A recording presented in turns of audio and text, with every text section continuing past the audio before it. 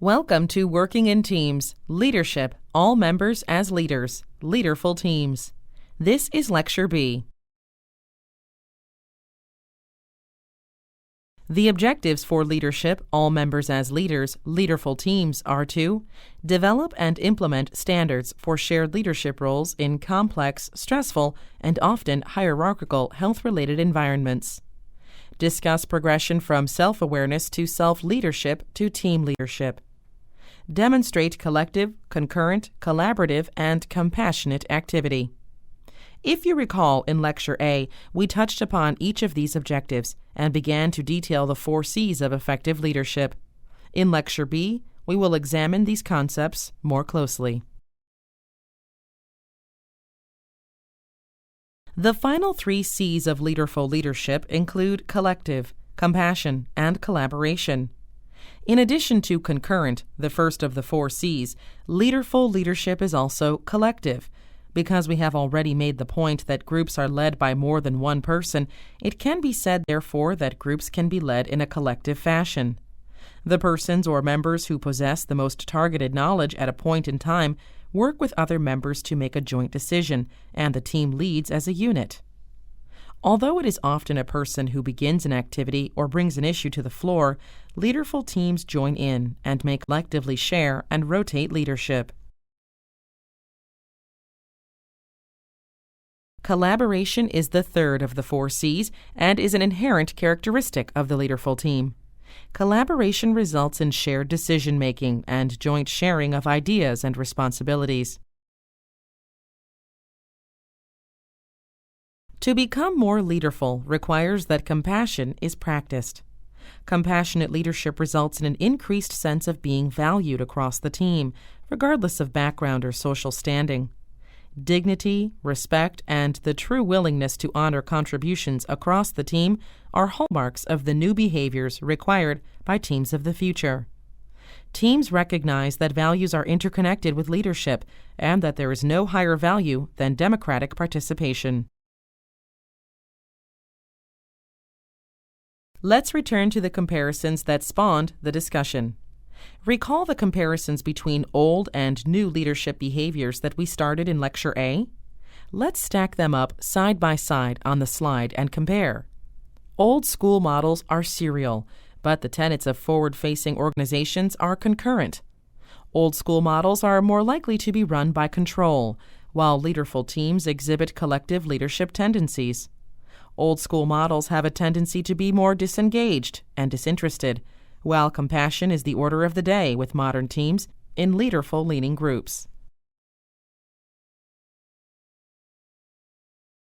People are beginning to think differently about the way knowledge is valued and who in a company is in possession of that knowledge.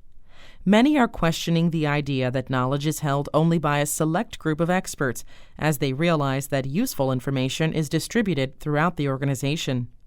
An increased focus on knowledge management systems is a reflection of the wisdom of the workforce and has increased the need for systems that can capture, store, and manipulate distributed expertise. For example, a currently popular area of focus in knowledge management is power of the crowds, which is an approach that taps into collective and distributed wisdom across groups. The premise is that when small collections of wisdom and experience are joined together, the power that can emerge is exponentially higher. Recall in Lecture A that we discussed how concurrency can increase power. The concept is the same. An alternative term frequently used is crowdsourcing, and there are several popular texts out on the market that are based in collective wisdom. Another example of shared knowledge outside of healthcare is the best practice replication system that facilitates the transfer of knowledge across Ford's vehicle assembly plants. Each week, via an intranet, new ways of doing something or creative and cost-saving measures are distributed across all of the plants. There is no obligation for those who receive these helpful hints to implement these practices. However, distributing the knowledge and the experiences from others can stimulate creative thought in other plants.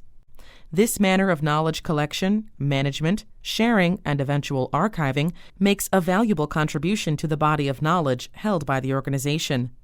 Moreover, when an individual retires or moves on to another position, the knowledge contained within that person's head can be left behind for others to benefit from. There's a great need for this in health IT. Otherwise, we end up continually reinventing the wheel and failing to learn from prior mistakes and successes. The two diagrams on this slide compare and contrast the expert model versus the distributed model. The hierarchical nature of the expert model on the left is illustrated quite clearly. The leader is deemed the expert, and the team members are subordinates. The illustration implies that the knowledge flows down the tree branches. In contrast, the diagram on the right reflects the distributed model of leadership, where the leader is central. There is no implied hierarchy, and expertise flows from various team members to the center. In reality, the arrows from the team members to the leader should be bidirectional, right? If you were tasked with reconceptualizing the distributed model image based on what you know now, how would you draw it? Dixon, in her work from 1999, The Changing Face of Knowledge, used three examples from the Ford assembly plants, the Lockheed Martin Corporation, and the British Petroleum Corporation to arrive at this summation. She asserts that organizations stand to benefit from collaborative teams who both give and receive. The implication is reciprocity as knowledge is transferred from one division, or one plant, or one country to another. Interestingly, Dixon points out that an unintended consequence of knowledge transfer or exchange is that it can lessen the not invented here syndrome. If you are unfamiliar with this syndrome, it is one that is often referred to in the face of resistance to change or new ways of doing things. When teams exchange, the barriers to new ideas can be lessened because these teams are already accustomed to the exchange of new ideas, lessons learned, and other groups' best practices. Dixon also suggests that new knowledge is developed via the transfer process. It could be said that while something that worked in a widget plant in Singapore may not work in a plant in the U.S., but the simple exposure to alternatives may stimulate creativity in other locales. Referring to the unit objectives, we must also discuss how progression from self-awareness leads to self-leadership and can continue on to team leadership. When Reuven Bar-On was studying the qualities of successful leaders, he arrived at the awareness that a simple, straight measure of general IQ did not predict successful leadership. The concept of emotional intelligence came to the fore, a concept he coined as the emotional quotient. You can learn more about emotional intelligence in Daniel Goleman's 1985 bestseller, Emotional Intelligence. Further work by others in the late 1980s and early 1990s further refined the concept into social intelligence. Over time, organizations have come to realize that a great leader is one who has this social or emotional intelligence, which is a trait that allows them to not only understand others, but to also have deep perspective on their own behaviors, actions, and emotions. Contrast a socially intelligent leader with a military dictator or some other despotic character. Strength, command, and respect come to mind when one thinks of some great leader in the past, but think about the unfortunate phenomenon of fragging in the Vietnam conflict in the 1960s, where officers who were perceived by the enlisted men to be unpopular, harsh, inept, or overzealous were murdered by their own troops. In today's marketplace, particularly in health IT environments, an emotionally inept or harsh leader will not get fragged, but team morale and performance can degrade to the point of abject failure. In addition, the health IT marketplace is full of opportunity, and a strong organization wants to attract and retain the best.